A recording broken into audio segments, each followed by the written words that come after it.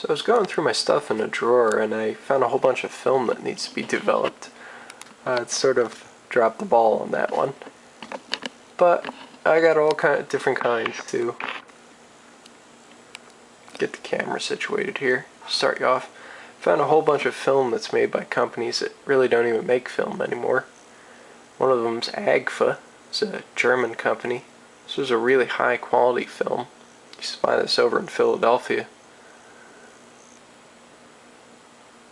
This is C41 film for color prints, 35mm.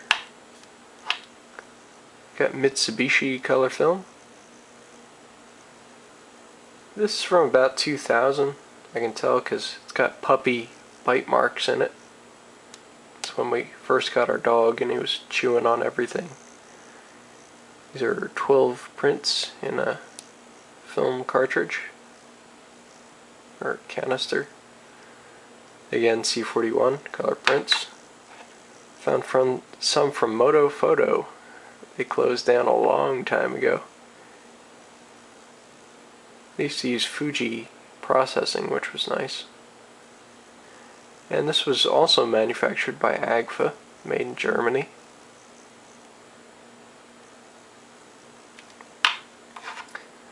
Found a whole bunch of these rolls of Kodacolor. These 8 exposure, these came in a 10 pack. I remember buying these at CVS and we took this to Lake George. So I got about 10 rolls of these that need to be developed. C41 color prints. This is a roll of Elite Chrome 100 slide film. This one's not that old. I got this in 2010. And I recently just finished this roll today, so I wanted to get it out of the camera. It's been sitting there too long. So it was mostly pictures from 2010 and then like 3 I took today just to finish the roll off. 36 exposure. If I haven't said it before, it's E6 processing. Color slides. I got tons of rolls of these Kodak Gold film. 24 exposure. Film for color prints. Yeah, I found a whole bunch of rolls at Vaniks too, but I pulled out the unusual ones. Most of the ones manufactured nowadays are 200 speed, if you can find it. They still sell it some places. But this one, unusual one, it's a 15 exposure roll. I always liked this format. It was nice. Got 3 different sizes. You could have panoramic, 5x7 prints, or just your standard 4x6. Here's just one of the early rolls that was available in low grain 100. As this number goes up, the amount of grain in the picture does also. So 800 speed will pick up a bunch of light, but it will also have a bunch of grain in the picture. So the lower this number is, the clearer the pictures are going to be. Most people don't understand that. And again, this is another 200 speed roll, but it's 40 exposure. So there used to be a bunch of options you used to be able to get with these. I remember having black and white film that was Vaniks sized. It was just C41, but they processed it as black and white prints. On to the unusual film I found.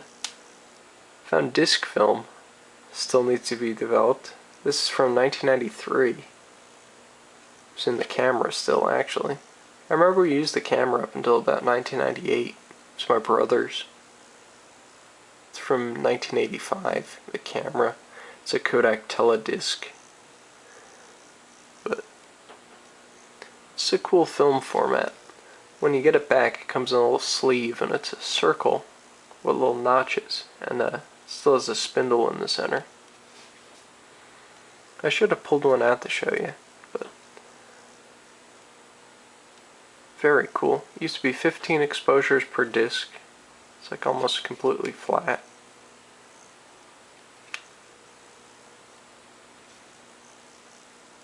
Very cool. Found a roll of Kodak Instamatic from either the early 80s or the 70s. I'm not sure. It's got the old Kodak Gold logo. I can tell it's post 1973 because it's C41 processing.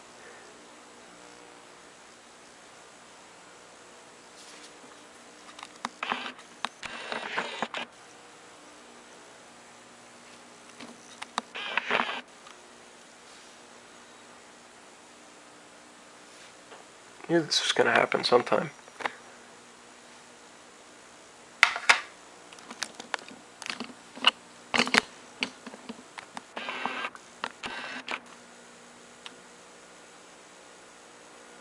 There we go. It's C41 processing. I think they used 22 before 1973. Just a different format. It would have been Kodachrome back then.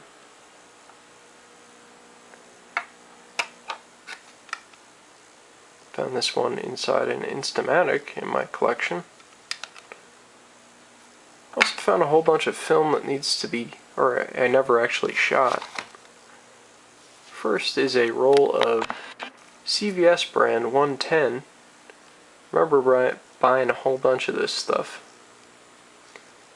I like the Kodak the best. That usually gave you the best color, but for value, the CVS, and I used to buy ShopRite brand. It's a supermarket around us. So you can see this one expired in September of 1998. It's 9 years old. Very cool. Still in the original package.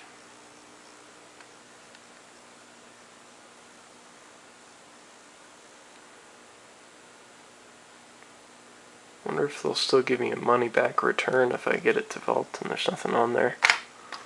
Probably not. Next is a roll I bought in 2006 when Cutler Camera at Deptford Mall was closing. It's a roll of 400 speed 110 film. It's a 3-pack.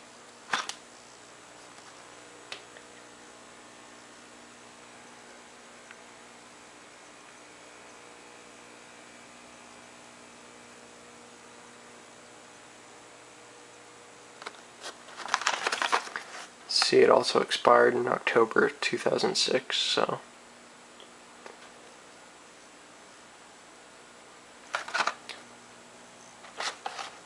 it's probably my all-time favorite film format here. Whoops. And last but not least, I have a roll of Kodak double 8mm. This happens to be Kodacolor 2 film, or I mean Kodachrome 2. Which they won't process at all.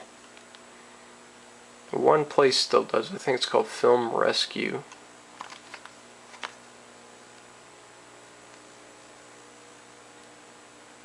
This is fun. It's 16mm, and they'll slice it in half and splice it together so you have 50 feet of 8mm film total. I think it's 50 feet. But you can see it expired in January of 1974, and it was purchased at Rexall. So everything about this is retro.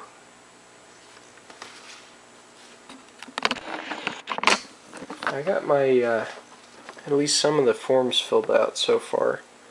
The slide film's not that bad. It's only $13.45 to have developed, but I crossed a whole bunch of this stuff out. I'm probably not going to do this right now, but all of the 35mm I have is going to cost $89.43 to get developed. So that's a little bit crazy right now. I don't have that much money. There's the rest of the rolls of the Advanix APS film, and some of the rolls of 35mm. I have to separate the 8, 12, and 10 exposure rolls from the 24. Also considering sending in those disc and Instamatic rolls, but gotta get them developed sometime soon, I guess. I like to put stuff off.